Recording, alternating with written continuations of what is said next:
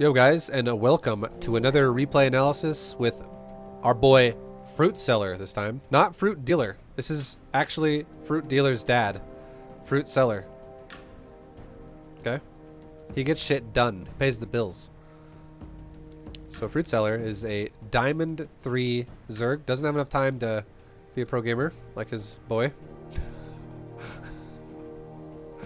But still fucking Diamond 3? God damn, it's pretty good. We're going to help him out. We're going to see what he's doing in his games. Diamond 3 PVZ. Let's do it. Okay. Let's see what's happening here. How is your games going? What are you doing? Overlord pathing. Mostly like it. I would like this Overlord to scout like there, but or like anywhere between here and here. And then you could go down. Otherwise, it's mostly okay. I just want to make sure you do actually scout the ramp. So we'll come back to that later. 16 hatch, I like it. 18 gas pool probably. That's pretty standard, pretty good.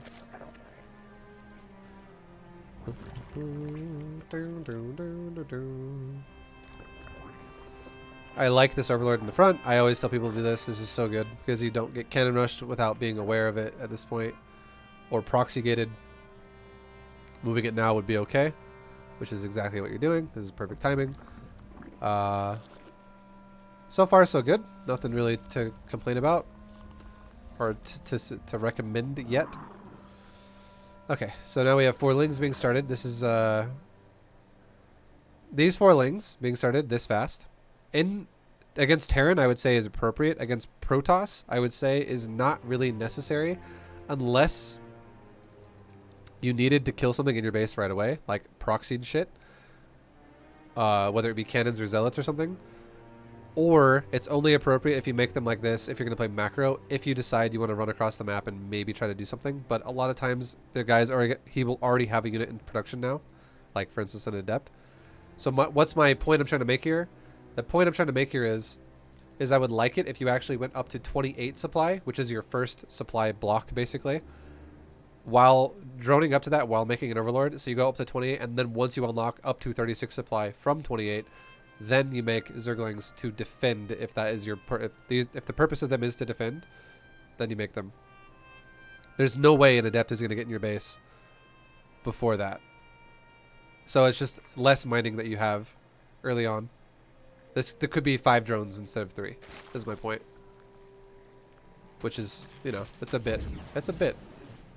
Yeah, the lings are going to be defensive, so like look how much time will go by before the Adept actually gets here.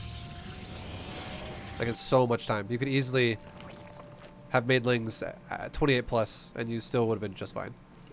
But you would have had a little bit more drones mining minerals a little bit faster, and it helps you do things like spin your larva, you know, which you are not fully capable of doing right now because you're number 1 you're blocked, and number 2 you still don't even have enough minerals to spin the larva, even if you weren't blocked by 5, which is, to be fair, it's not much.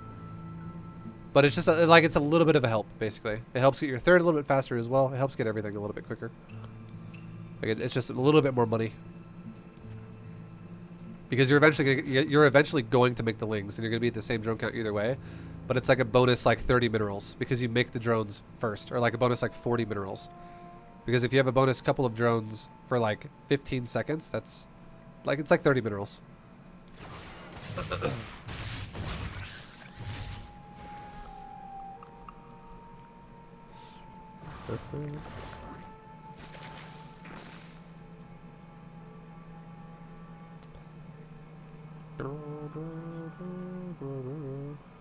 Okay, now here's something that okay, good.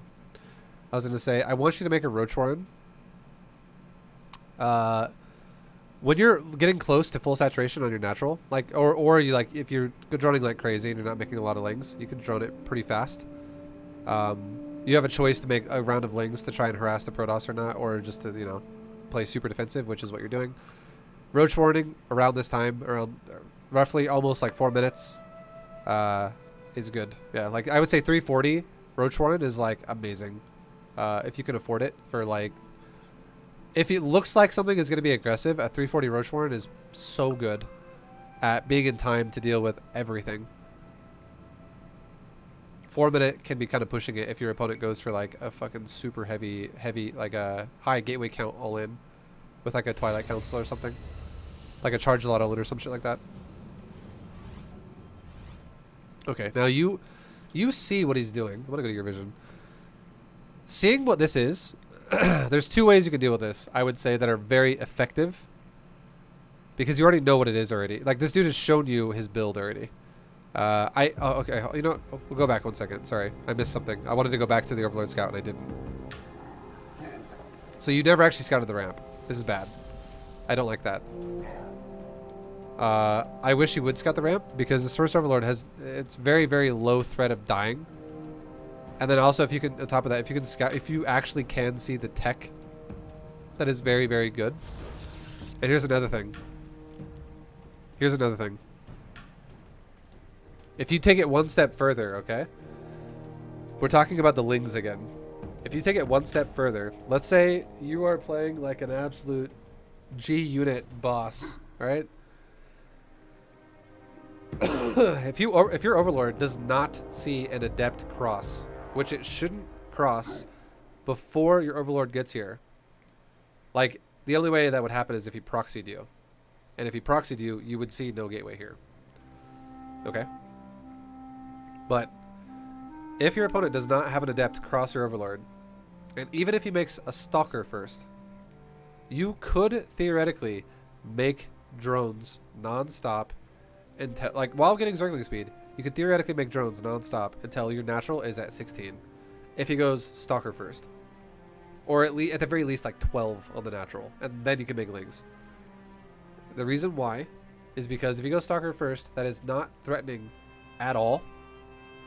Because if a Stalker showed up and you had 0 Lings not even started yet, and you were making nothing but drones, your Queen could battle the Stalker long enough for you. You could like smack it, run away, smack it, run away, smack it, run away, and you could smack it. You could then make Lings while that's happening, and you could easily have Speedlings out to just shove the Stalker back if he decided to attack you with it, and lose nothing. But if you go Stalker first, there's no real threat to losing your drones, and you could actually just fucking drone your ass off like crazy. You could drone your ass off like crazy, and there's nothing that he could do to you. And it's because you figured out he went Stalker first with your Overlord. I mean, you could still make like 2 Lings to go scout him and look at his wall again or some shit, but yeah, for the most part, like these Lings don't have to be. Now that we're talking about Diamond 3, we're talking about breaking down scouting more. Like being able to read your opponent and react to your opponent is pretty important. And knowing that you don't always have to make these Lings like you do against Terran is not required. So I would love it if you actually scouted more. And if you did scout more, your Overlord would not have died. You would have seen an Adept, so you would have had to have made Lings. Anyways, but you could have made them a little bit later. But you would have also seen a Robo. And then as soon as you saw that Robo, you could be like, cool, let's go hide the Overlord now. Like, it's a Robo. This is just, you're missing information you could be getting right now, I feel like. He does eventually show it to you, which is nice, but yeah.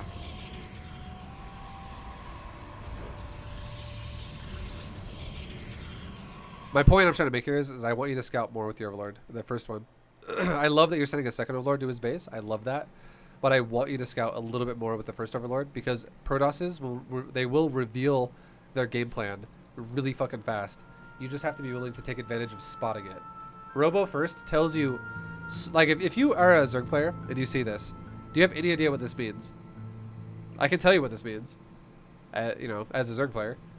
But this automatically means there are 3 kinds of builds this guy can do.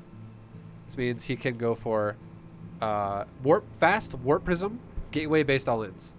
Like 0 upgrades, really quick timing, super quick. He just gets a really quick warp gate upgrade and he just fucking goes with like 4 gates or 5 gates.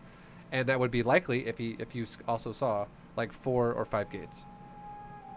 That would be, and also if you see like literally another thing that pairs with that is no chrono boost because he chronoed the fuck out of the core and the Robo. So he wants to get as fast as possible.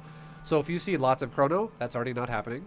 If you see a high probe count, it's already not happening because you have to cut probes as well for that kind of a build. So high chrono, high probe, it's not happening. Low probe count, low chrono. You see chronos on the core and shit.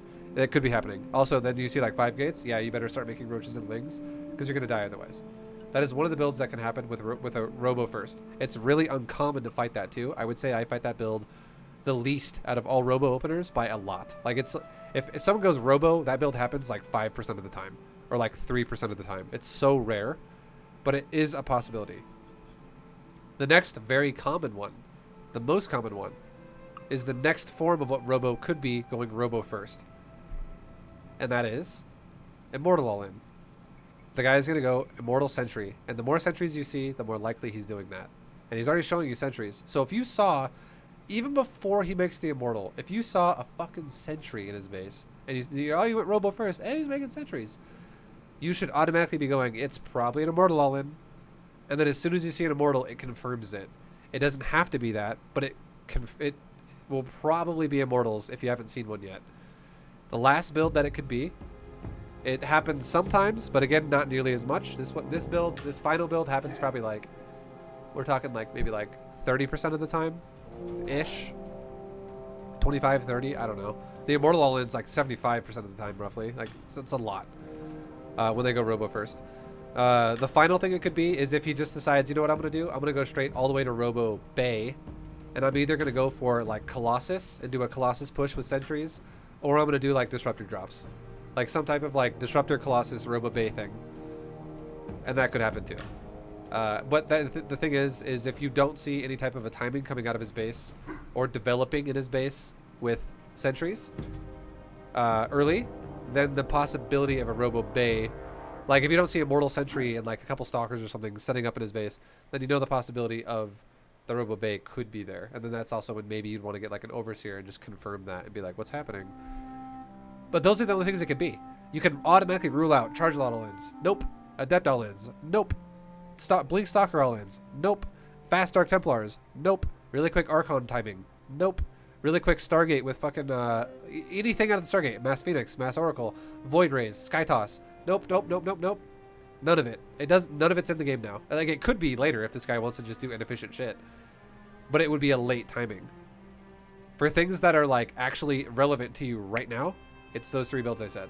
So knowing that is huge. Like you definitely want to see what tech he's going for. And the thing about Protoss, if you scout him with your first Overlord, here's a tip. The answer is 2. And that applies to the amount of pylons they have. There will always be 2 pylons when your first Overlord gets to their base. So if you just look at both pylons, you will see where their tech is. If one pylon is missing, it's a proxy. It's huge. You can get so much fucking information from Protoss right off the bat. If they take 3 pylons or 4 pylons, then this guy has like fucking 58 or like 64 supply or some shit. Somewhere like high supply, and you're just like, this guy's build sucks. Like he's got like 28 out of like 64 supply.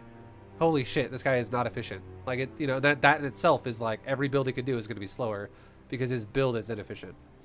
So yeah, it's important to scout if you can. I would say it's huge. This is a huge deal.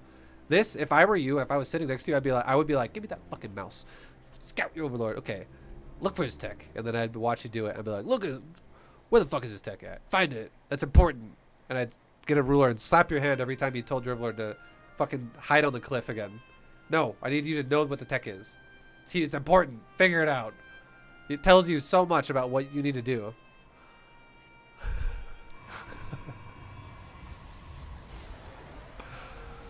Alright. Moving on.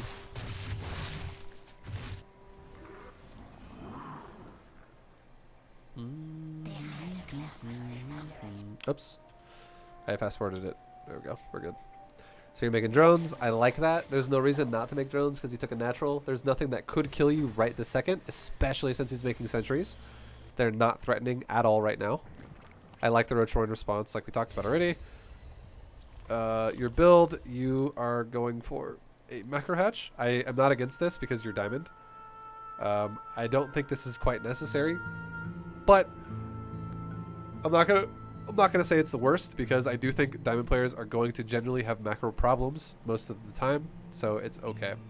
Although I do think you could easily spend your money if you just maximized your injects properly. Like you can see you've already kind of missed. You're starting to... Okay, it's not actually that bad. This one's not being injected. That's huge. You're not injecting this hatchery at all. This needs to be injected. Like, as soon as it's done.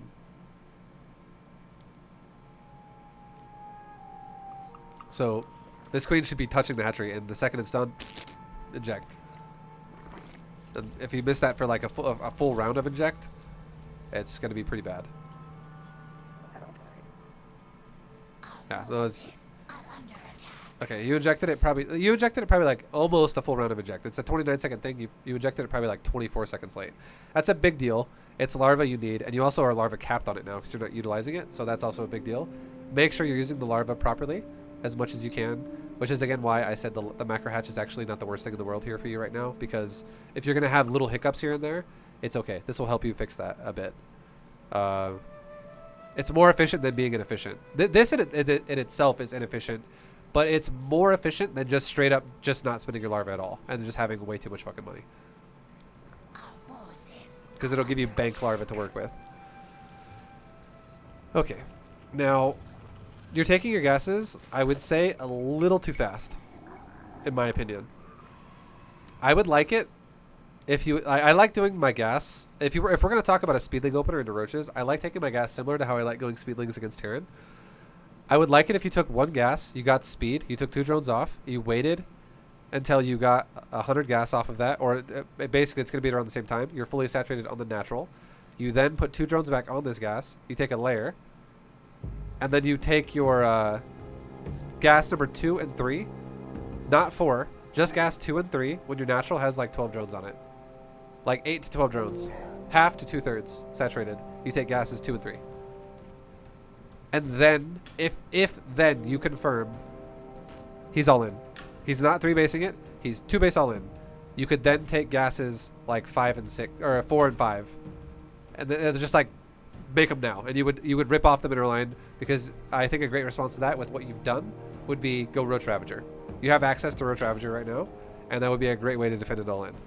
Just pure Roach Ravager. And Ravagers are fucking expensive on gas. So going up to like 5 gases on like a drone count that's like 45 or 50 would be fine. You're going to definitely be undersaturated on minerals a bit, but it's okay because your composition that you're making is like, it's like mutas. It's equal 100 gas, 100 minerals, which you definitely mine less gas than minerals. So if you put a bigger gas priority at that point, once you know you're all in, that'd be fine. That's talking about what could happen a little bit in the future in this game. But so far he's shown you Immortal Sentry, and now he's showing you a Proxy Pylon. Nice Overlord placement. Yeah. Okay, one more thing too. This is a big deal. We're gonna back it up again one more time and talk about a different aspect of your gameplay. I like it. I like it. I like it. I like it. I like it. That's a good tumor. I don't like that. That third base is super late.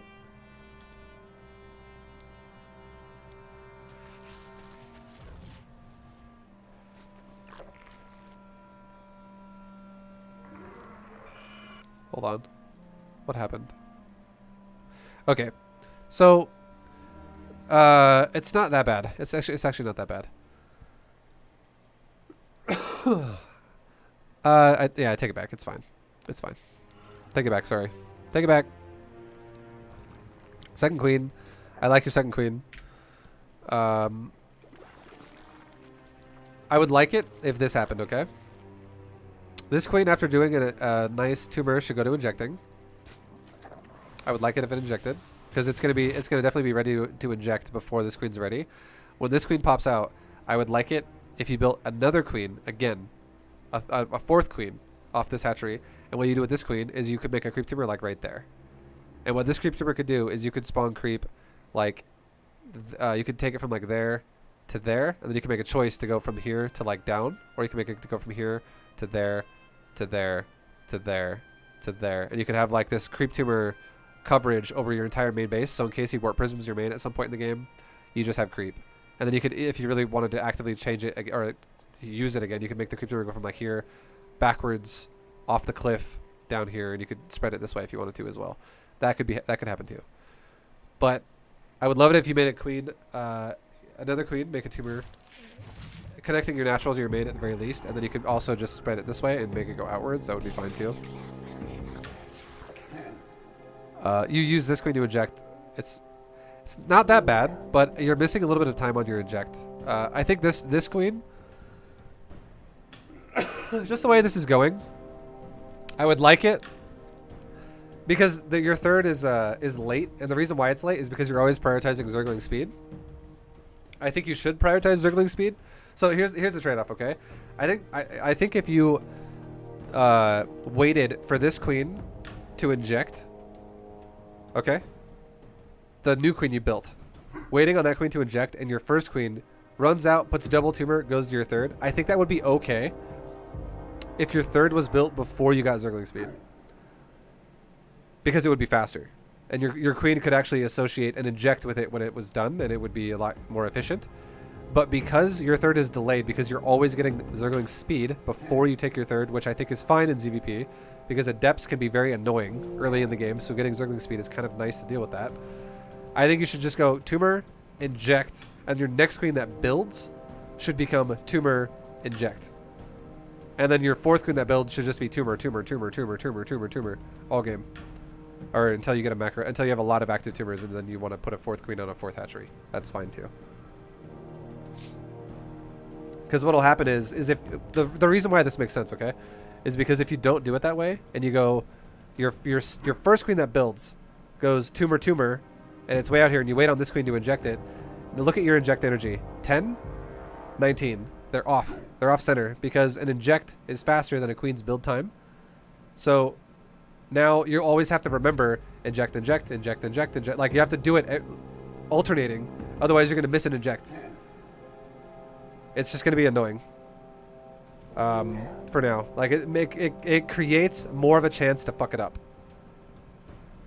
So I would prefer, you know, if I were giving you advice, I would say you should just inject with their first queen built at it after you throw one tumor down. I do like the initial tumor though; it's good.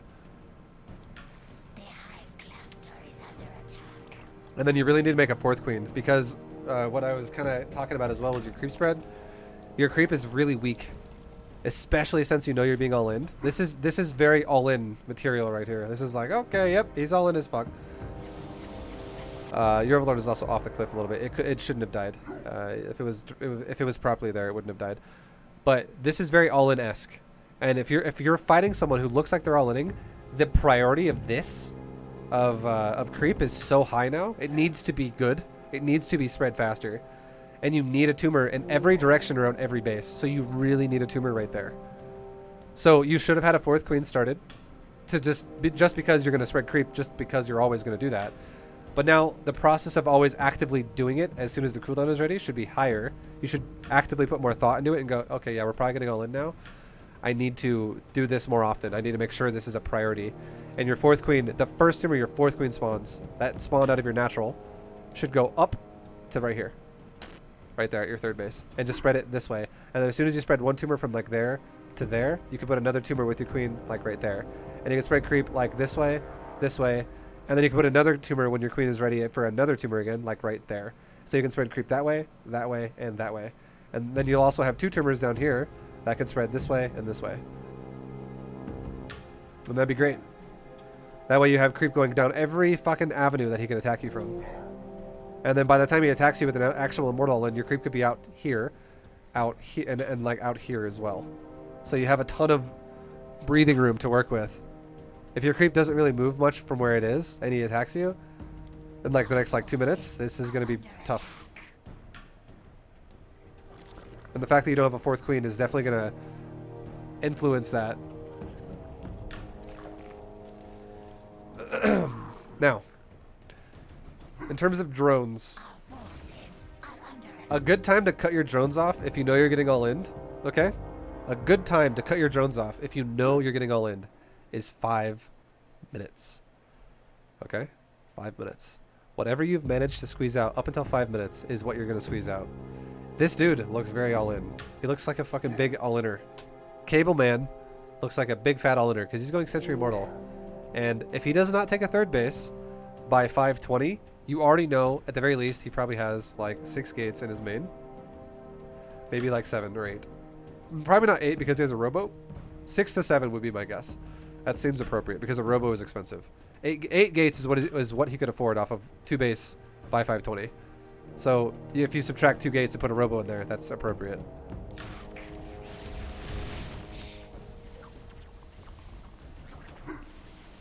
And now if we look at production, you are making roaches. If we look at your creep hasn't been touched. Your creep has not been touched once. These creeps have not been touched. It's 5 minutes. These creep tumors haven't moved in a while. This one especially has not moved in the last like 2 minutes. And it's an 11-second cooldown. So this creep tumor could have been spread probably like 10 times in that time frame. If you think about it like that, if we look at an 11-second cooldown, how many times can that go into 2 minutes? Realistically, probably roughly around like 10 times. Like with a couple of seconds of error. And if you think about like 10 tumors, if you're spreading tumors like this every time, because there won't always be max range. It'd be like there, there, there, there, there, there, there, there. Like your creep could be fucking far right now. But it's just a lack. Again, this is a priority when you know you're getting all in. It's always a priority, but when you know you're getting all in, it is like priority, almost like priority number 1, because this is gonna change the pace of the fight for you so fucking much. It is so important because you know what this does. This for Protoss in this situation, this is your ability to dodge force fields, and the more force fields you can force in an open area is better because it's more energy Protoss has to expend faster, which means it's less energy he gets to abuse you with in a choke point. It is so fucking important against this build. If you just allow him to take the choke point, he can just be like, cool, 3 force fields. I can do that all fucking day with my stocked up energy on my sentries, and I can make more sentries if I want to. Like if you're making like 8 force fields at a time out here, or 3 here, 3 is gonna last a lot longer. You know what I mean? He's gonna be able to uptime that shit for way longer. So that's one of the reasons why creep is so huge here.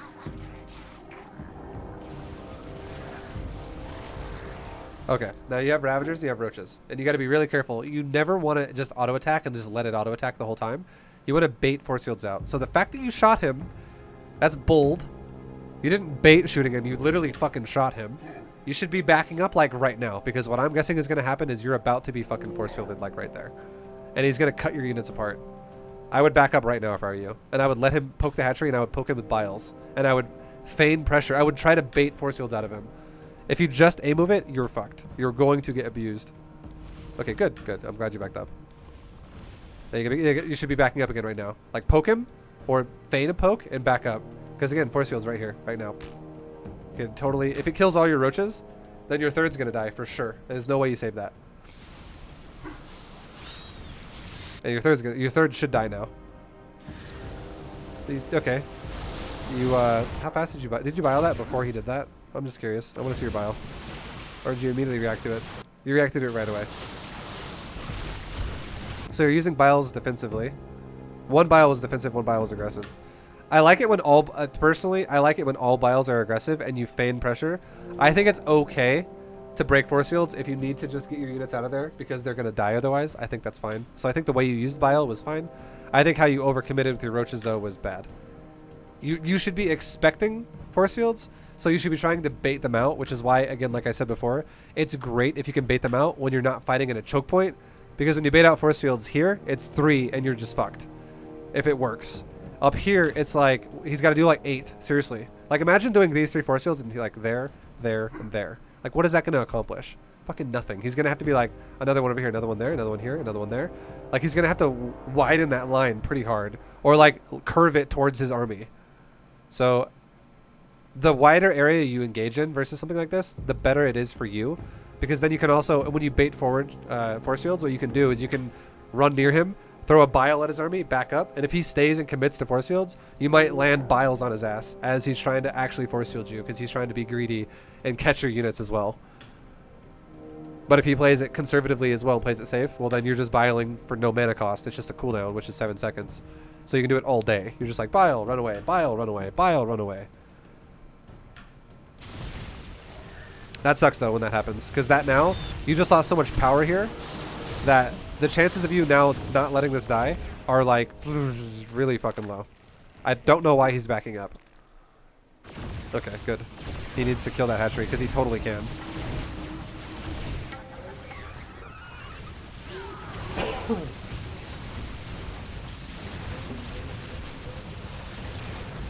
You see, if he didn't back up right there, he would have killed your hatchery a full auto attack sooner, which could have been the difference of your Lings getting on top of his units and surrounding him, or him just getting a little bit further back and having a better engagement. Like, instead of there, he fights you like right there, closer to his pylon, closer to his reinforcements, and the broodlings bleed out a little bit faster because they don't get to get as much of a surround either. Like, the thing is he would be moving as your Lings engage, not attacking the hatchery as your Lings engage. Because look at how he did it. He actually was still, because he backed up and then moved forward again, he put himself in a situation where he was still killing the hatchery as your Lings engaged him. He's still attacking the hatchery and your Lings are engaging. And now you've surrounded parts of his army. He should have already died and he should have already been backing up as your Lings engage. So he could be, instead of here, he could be like right there. And your Lings, if they engage that way, they would just be getting bled out as they try to take us around. So he fucked up that part a little bit. But he still punished you for it.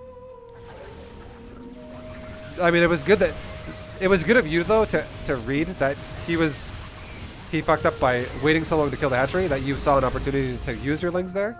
That was actually a good fight for you with your Lings, because you did more damage cost efficiently there than what he did, and that one particular fight. But you're still not in a good spot because of what happened before that. You let your roaches die and your third died, which sucks.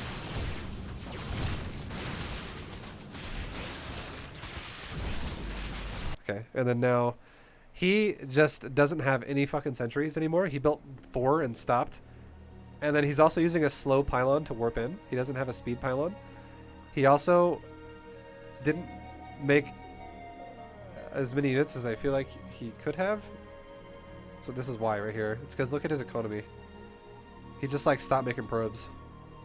And he totally could have made more. Like he has 3 gates.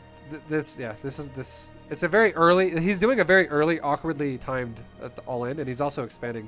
He spent 500 minerals on an expansion while he was doing that. These are all reasons why he failed. If he just made more gateways, he would have killed you. But this is like not super effective. Anyways, good job though for you to deal with that, Mr. Fruit Seller. You smelled weakness and you capitalized. Best thing to do right now at this point in the game, I know we just saw it, but it doesn't matter. This is what you should do every time when you just regain control of the map like this. Take a Ling, run like this. Go base, base, base, base. Take another Ling, base, base, base, base, base, base. Scout the map with 2 Lings, 1 on each side. You have speed, so you might as well use a Ling. If you didn't have speed and you had speed roaches instead, do a roach instead. It's fine either way. Just scout the map, because if you see a base if you see a Protoss who just lost a fight and now he's like, I'm taking a third, fuck it, which could happen. It totally could happen. Which it is right now. How the hell does this dude defend his third base if you kill it right now? Like, I hope you kill it, because if you don't, it's such a missed opportunity to kill it.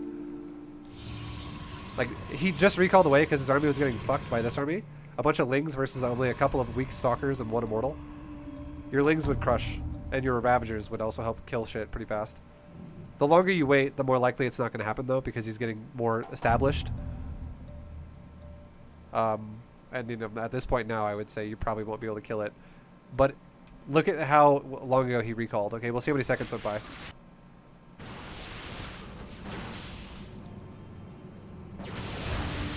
He recalled at 620. Boop, bloop. He's gone at 620. Now, if your immediate reaction was Ling, go up, Ling, go down, it would take your Ling to go from here to here to here to here, probably 25 seconds.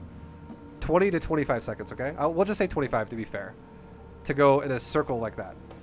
So at 6:45, if you analyzed there was a base there, you could, and your army was just chilling, you could, capitalize on killing the base.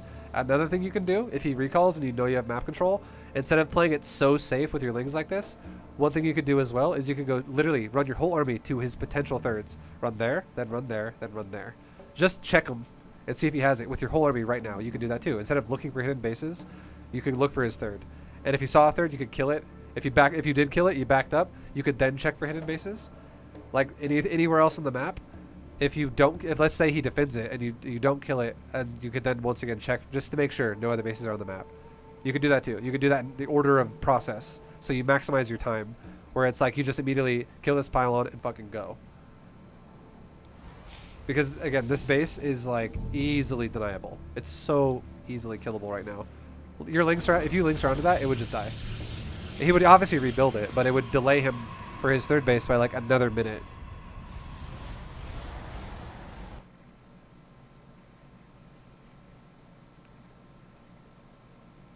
That's just the tempo of the game. That's just something where it comes from game knowledge. If you win a fight and you gain map control, use map control. Scout.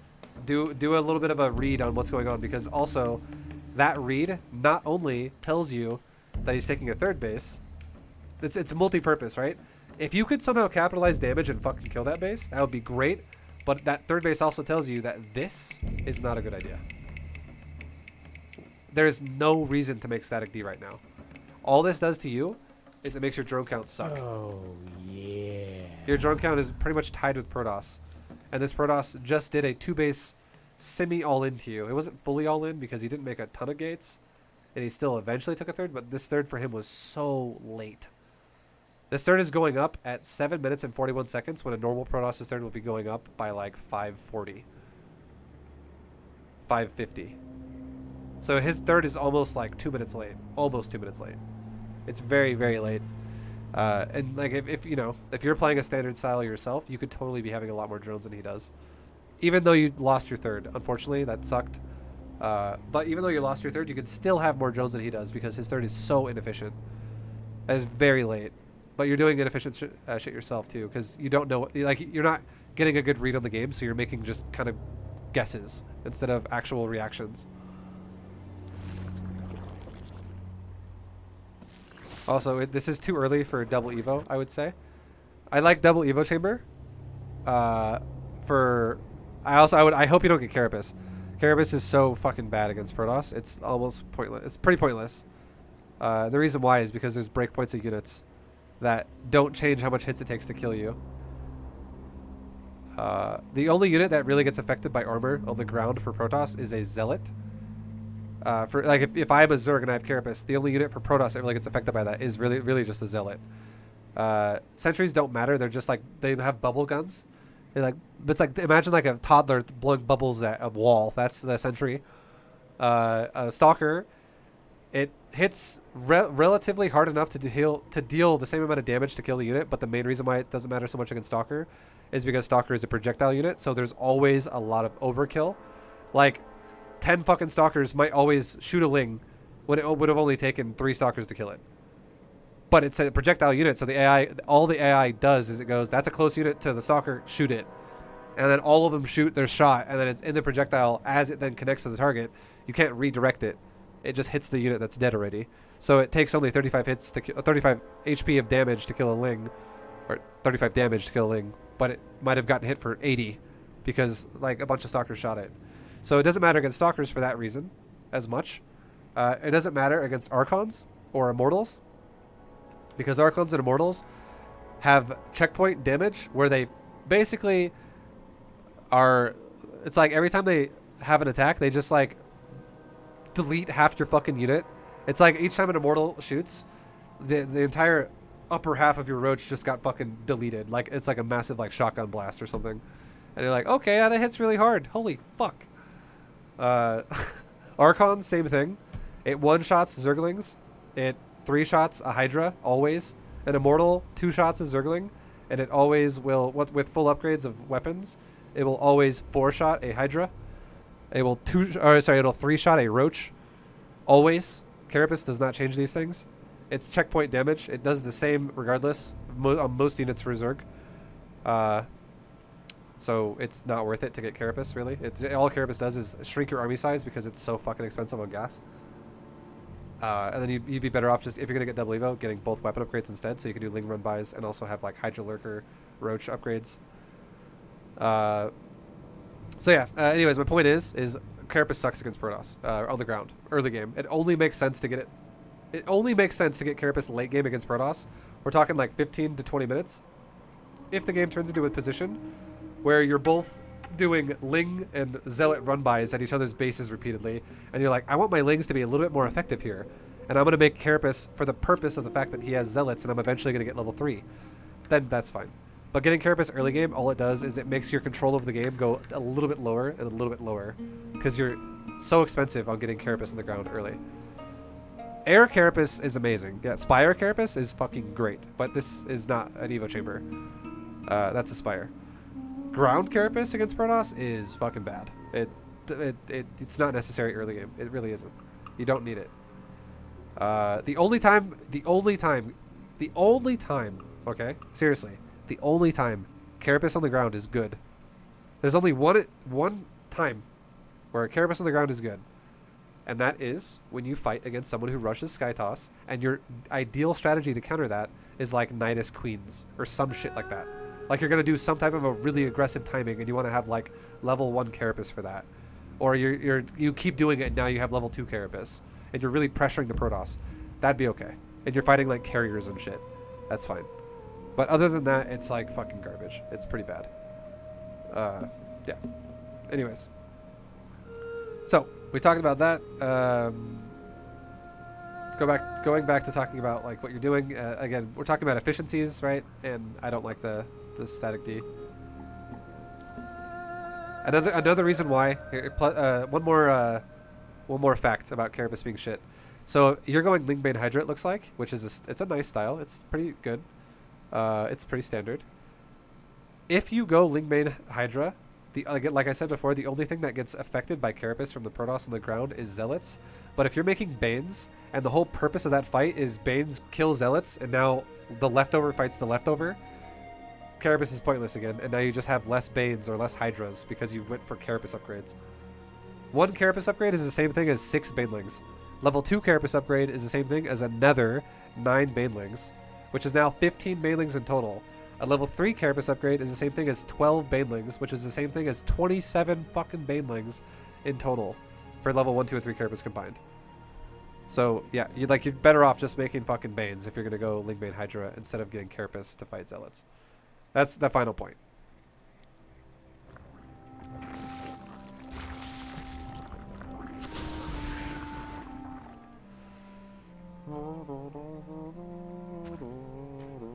And also, Carapace doesn't change how much damage you take from spells like a Disruptor Shot or a Storm High Templar type stuff. It's the same damage either way.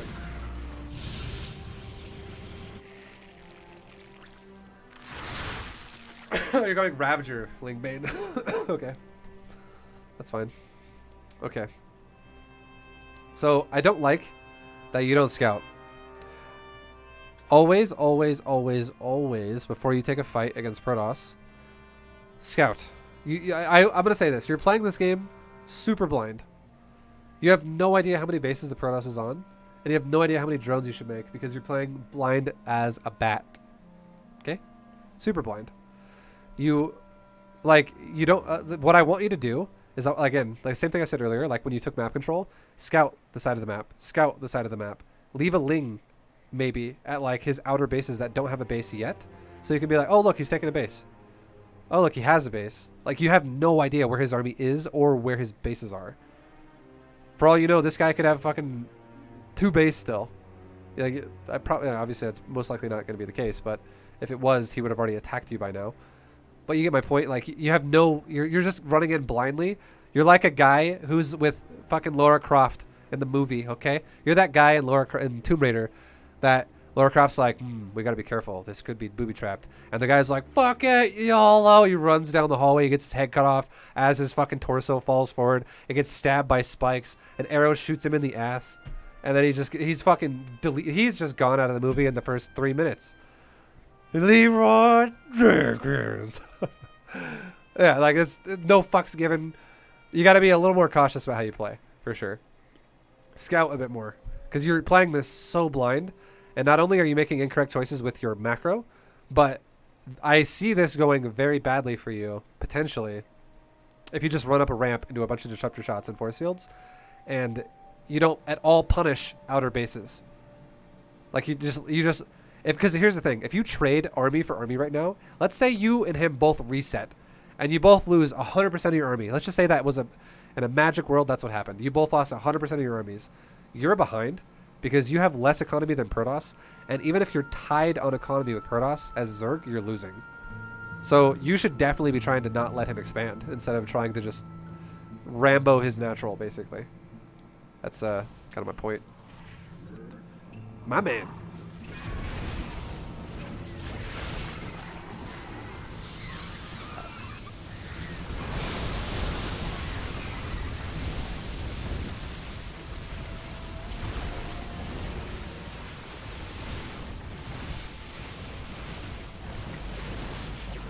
Okay.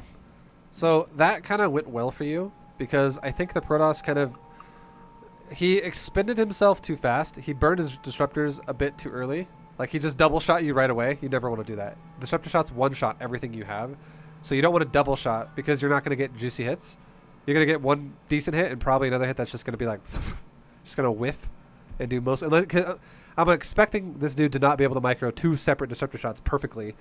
Even pros struggle to do that. So it's kind of nice to go shot. Shot. Shot. Shot. Like, be like Lil Jon. Don't go shot, shot, shot, shot, shot, shot, shot, shot. Lil Jon's not even that crazy, guys, okay? He does it one by one. Right? So, one shot by one shot.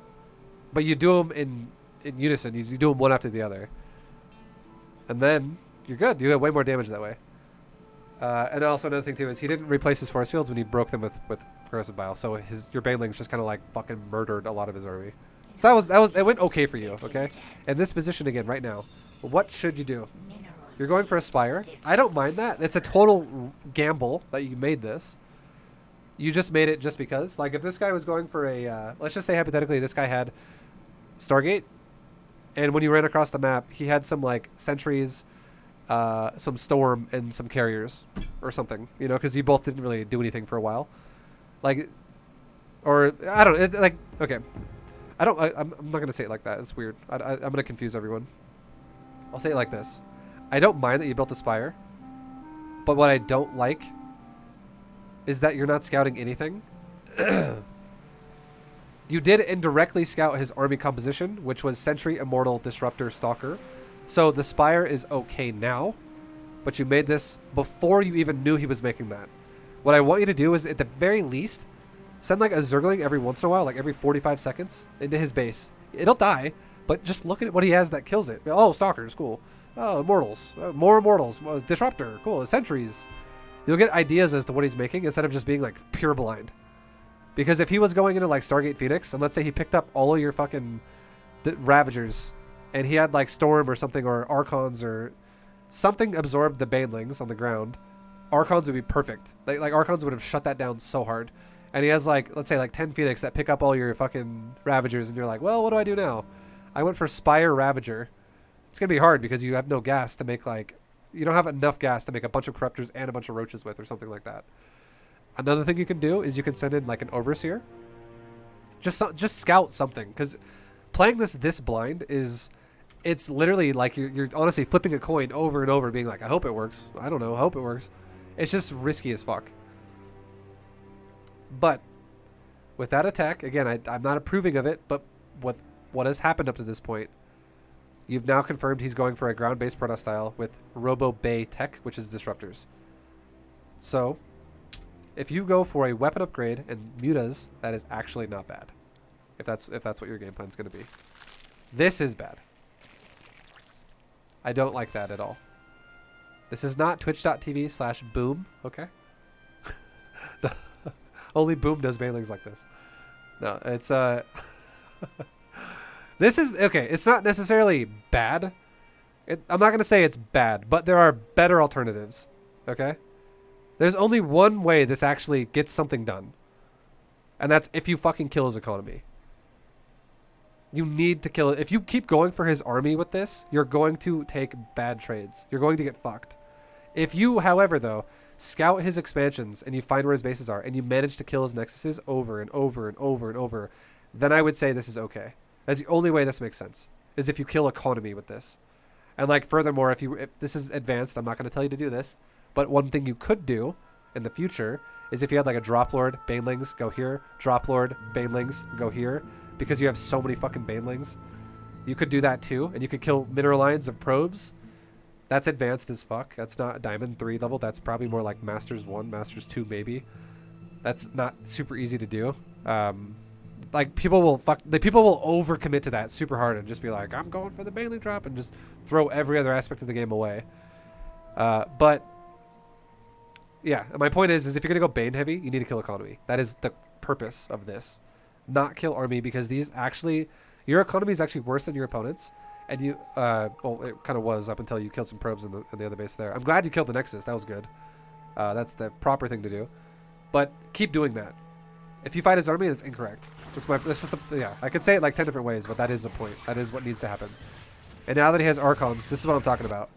The fact that he's going Archons now is so fucking bad for Banelings. This is, now you're like, well, Banelings just went to pure shit. So, that sucks. Oh, Banelings, it was a good run. Archons are pretty good against Banelings. The only way it's going to work now is if he just never makes more than 2. If he makes like 6 or 8 Archons, you're going to have a bad day.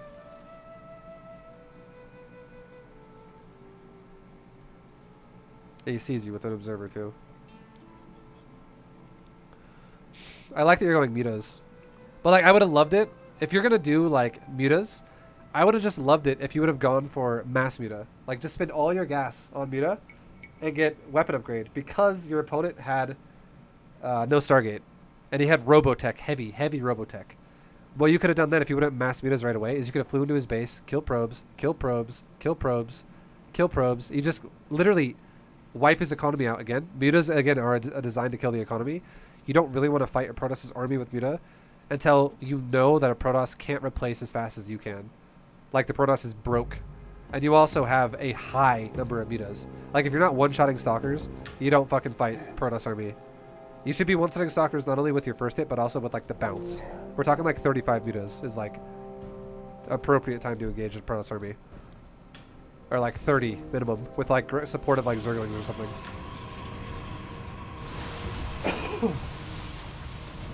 That's good. But imagine if you had more. Imagine if like instead of having... Okay, let's back this up before the fight. Imagine instead of having 33 Banelings, instead you had 17 mutas, which is what the trade-off would be. You could make 9 more mutas with that Baneling count.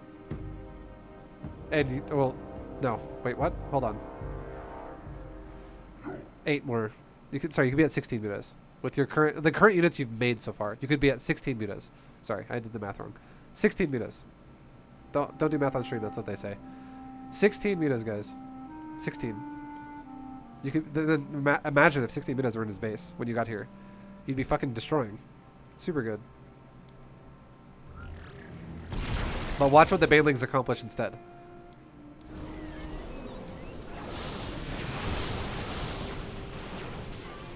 You've just lost 8 Banelings. So far.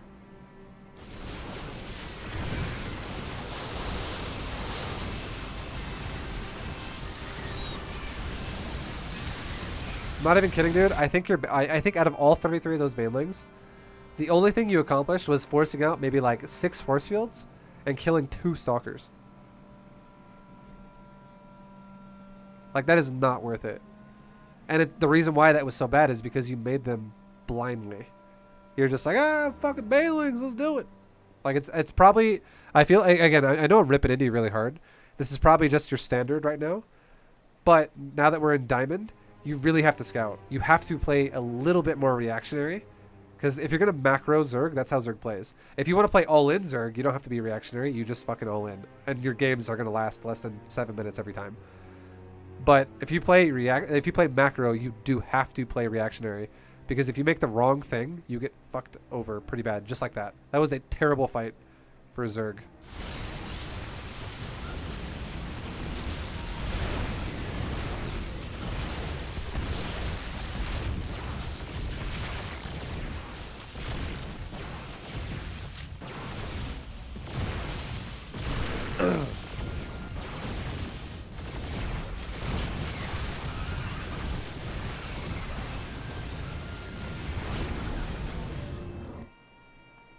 many probes did you kill during that? No, you killed a decent amount. You killed a few in the previous attack, and you're up to 24 now. Now this is the perfect. You have map control again. You forced another recall. This is again the perfect time to do two things. Number one, expand again, because look at your bases. You're mining out really soon. You're mining out pretty soon. This base is starting to mine out a few of the patches in maybe like the next minute to 2 minutes. This base is fresh, super good. But with all these bases you're mining out, and the fact that your economy is not super great. It's not necessarily bad for the situation you're in because you just killed some of his economy, so you're actually ahead overall in terms of current worker count, which is where you want to be. But you could be even further ahead if you're going to start playing a Ling Muta style. Ling Muta is kind of trade heavy. Like, you definitely lose your supply quickly, and you need to constantly replace it. So, expanding more and maintaining ideal saturation is good. Like, trying to go up to maybe like 80 workers, and actively mining as well, not having excess anywhere. So I'd say right now, expand like right there. Maybe also even expand like right there. Make like another 15 drones after that or so. And then take your gases and, you know, go from there. Rotate your drones whenever you need to accordingly. And then keep making Mutiling for now. I think it's still fine to make Mutiling now because he still doesn't have a... Okay, so here's the thing. I was about to say this. Have I used those evos yet, lol? No. You also haven't used your Spire for upgrades either. You did see a Stargate, so here's the thing. Going Mutiling is okay for now, but you need to capitalize right now on crippling him and powering up yourself, because if you let him build up a Phoenix count and you don't really do anything from this point, if he builds up a Phoenix count and you're still going Mutiling, if he goes Archon Phoenix or some shit like that, Archon Zealot Phoenix, whatever, you're going to have a hard time. Your position of a lead goes back into a deficit again. And you're like, well, I've kind of like lost my window to do anything here. And now I've just got a lot of units that are kind of being countered at this point. And it sucks. So your goal should be, like I said, expand, make a few more drones first to really capitalize on your current map control lead you have, get further ahead in economy so you can keep him on defense all the time.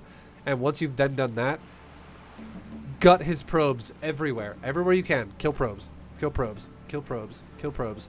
Just kill probes all day. You're not expanding though, you're just going for probes. So the way you're playing this out is kind of all in. Because you're going to have really bad remax potential. You're never going to max out, really. If you keep being aggressive. And you're going Roaches now. Oh god, you're going Ravagers. I don't like this.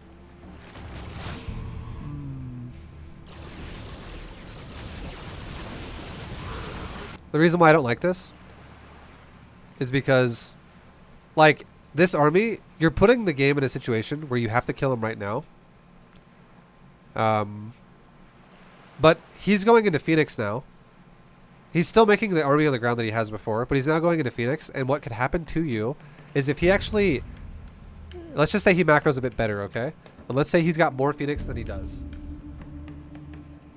If this dude had like a respectable amount of Phoenix, we're talking like 8 Phoenix, right? Like 8.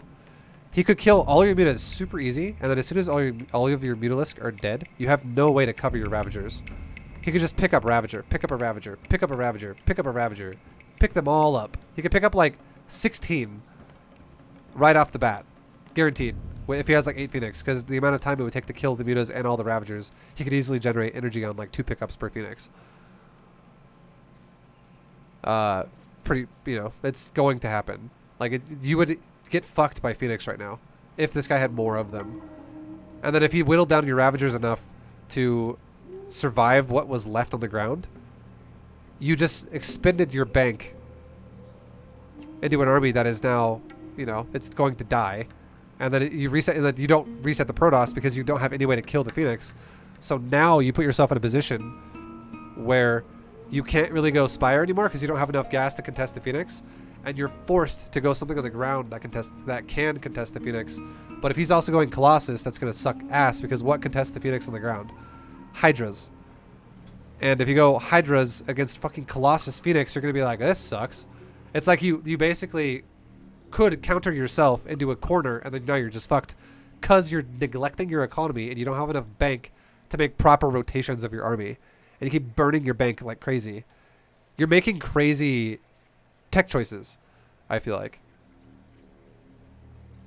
Like you keep putting yourself in a position where you have to all in him and kill him. You have to win the game right now. Otherwise you're super dead. If you don't, you need to be aggressive. You need to chase his ass.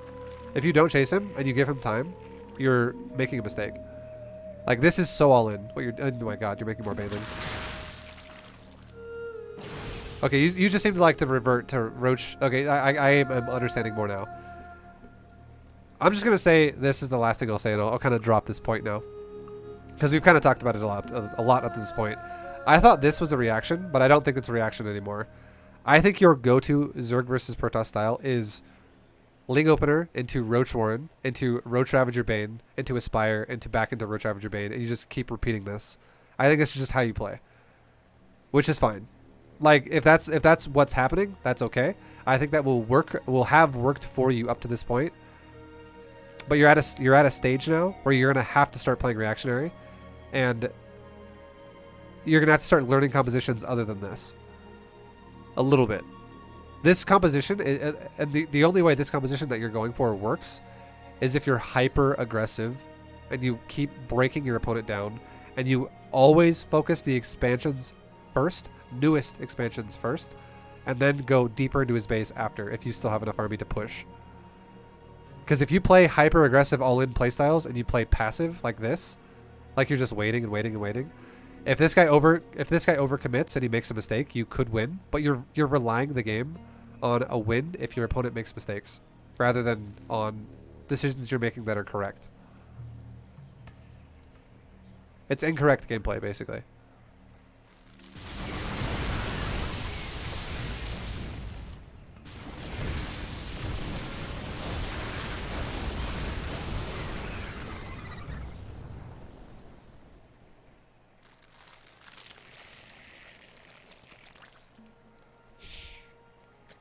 Like, you know what would be better against this army? Literally. Like, the fact that this game is still going on is crazy. But the amount of time you've had to build so much gas shit that you've built, imagine, let me give you an idea, okay? Imagine with me, if you will. Instead of making a bunch of Ravagers and a bunch of Lings and a bunch of Banes, imagine if you made like 16 Corruptors, okay? 16 Corruptors, and then you just maxed on Roaches. Just max Roach with 16 Corruptor. What the fuck could this guy do to that? If you were paying attention to his current army, what could he do to that with what he has? Instead of remaking Banes and Banes and Banes and Banes. If you made 16 Corruptors, you would easily kill the Colossus, and you would easily kill all of his Phoenix, which means you're covered by his... You're covered against the Phoenix, so they can't pick you up all day. And then... you could then use those Corruptors to fly across the map, and you could use them to like go over and piss on a base and kill a Nexus. You could also use your Roaches to go somewhere else and kill a Nexus. You could continuously starve him out. You could kill him. Like you could run him. Like he's got just a handful of Stalkers, 1 Sentry, and 2 Immortals, and one of them is like on the verge of death. You could easily run this army over with Roaches if it doesn't have all the AoE that it has. And also, if you engage first with your Corruptor, what is the Protoss player going to do? He's probably going to storm your Corruptor. He's probably not going to be like, you know what, I'm going to save the storm because all my Colossus are going to die, all my Phoenix are going to die, but fuck it. He's probably going to storm your Corruptor. And he doesn't even have a lot of Templar. He has 1 Templar, 1 Storm. Lurkers are a bit risky, guys. You know why? Phoenix counter that. Just going to throw that out there. Colossus counter Hydra, and Phoenix counter Lurker. You pick up all the Lurkers with the Phoenix, and then the Colossus just mow the fucking Hydras down with a Immortal Stalker support. And then the Lurkers come back down afterwards after the pickup's over, and then the Phoenix pick them back up again, and you just kill them all in the air.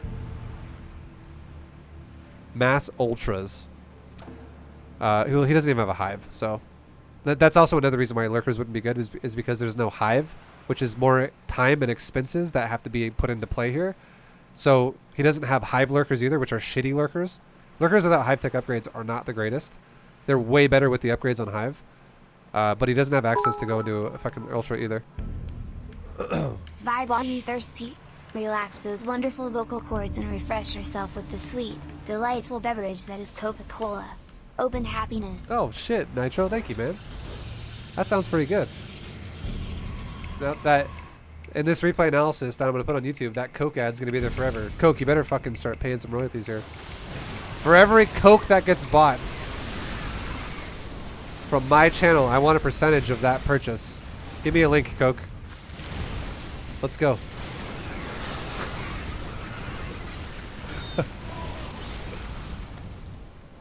And yeah, it's the same thing I've been saying before. Your composition is weak against what he has, because you keep going Banelings against Sentry Colossus and Storm, which is not ideal. And Stalkers even too. Like, they're actually okay against Stalkers, surprisingly. But they're being, like, Stalkers are being covered by 2 forms of AoE. And he's got a lot of it too. So like, these Banes are just like garbage. And he's invested so much into the Colossus. Literally, imagine if you just made Corruptor. You would crush his ass. Super hard. But you keep reverting to the Ling Bane. It's just because it's what you do.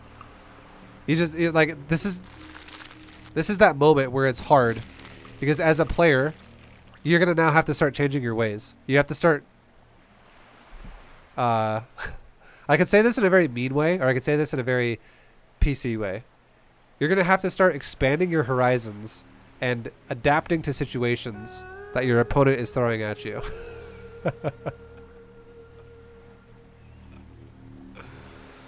Like, you can't just autopilot an army and just repeat it over and over anymore. It won't work. The higher level you get. The only way that works is when you out-macro your opponent, and you're not doing that either. You've been sitting at like 50 to 60 drones the entire game. You have never once been to 80 plus, which is what you kind of need if you're playing a style that's kind of this wasteful. Because I'm about to open up resources lost, and I'm about to see a Zerg who's like probably 5,000 plus over the Protoss. 10,000 resources over the Protoss. Like, you're being so fucking wasteful with this army. And that's just how it goes. This army is not going to trade well versus that army. And that's why I told you, if you go Banelings, the only way that's going to work is if you kill his economy.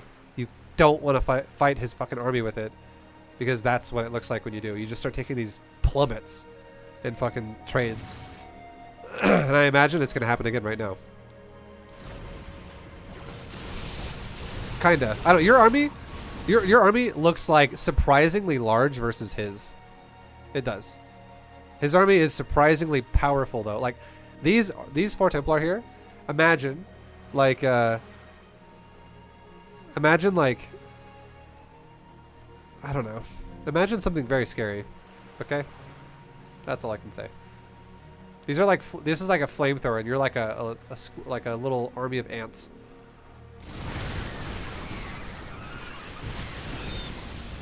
Like, that storm is gonna fucking ruin your life. And there you go. And that they're burning to death, as you can see. It's an appropriate analogy right there. That's perfect. Oh, yeah. So, yeah. Again, think with me for a second, if you will. Imagine if you had like 16 Corruptors there. I'm gonna go back to that one again. And you just A-moved the fucking Colossus and the Phoenix. You would kill all of it. I guarantee you would kill all of it. He would burn storms on your Corruptor. And then you would probably lose the majority of your Corruptor to the Stalkers and the Storm. But you would kill the majority, if not all, of his Phoenix and Colossus. And then he would also deplete his Storm. So you just eliminated both of his AoEs. And then you just run in there without Mass Ravager or Baneling, just Mass Roaches. Because Mass Roaches are cheaper, they're easier to remax, they have more HP, and you're not really needing to use Corrosive Bile here. You just want to use your auto attack damage, and the auto attack damage of a Roach and a Ravager is exactly the same. They do the same damage. And the attack speed isn't really... The attack speed of a Ravager is slightly faster, but that doesn't matter because you're not going to just concave and stand there. You should be actually attacking and running forward and attacking and running forward and attacking. You should be like stutter stepping into him anyways, because you capitalize on not allowing him to run away with his army that he's going to lose. That's the proper way to do it. if you're gonna do that, that's how you would want to do that. But yeah, you're just gonna have to start opening your mind to different compositions and things about how to react to what your opponent's doing a little bit better. Because just autopiloting out one army composition over and over and over, your opponent reacted to what you were doing, but you did not react to what he was doing, which is why you lost. That's why the resources lost look so heavy, because he's doing something that basically you went rock and he went, like, at first you guys were both like rock, rock, and then you went rock and he was like scissors, and then he was like, okay, paper, and you went rock, paper, rock, paper, rock, paper, rock. Like, you gotta diversify, or else you're just gonna die like this to people that abuse you like that over and over and over. Because he did rotate army over time, and then you just fucking died. Anyways, guys, thank you very much for the replay, or for watching this. Shout out to Fruit Seller for the replay analysis. Much love, man. I hope you enjoyed it. I hope you liked it. I hope I wasn't hard on you or anything. But yeah, thank you, man. Good luck to you in your games, and if you guys like this video, I have a lot more like this. I have replay analysis videos, I have coaching videos, I have a Bronze to GM series. Tons of ways you can learn StarCraft if you want to. Go check out the YouTube channel if you're not already on it, or go check out more of it if you're already there. Just go peruse. But thank you for watching. I will see you in the next one. Until then, take it easy. Later, guys. Goodbye.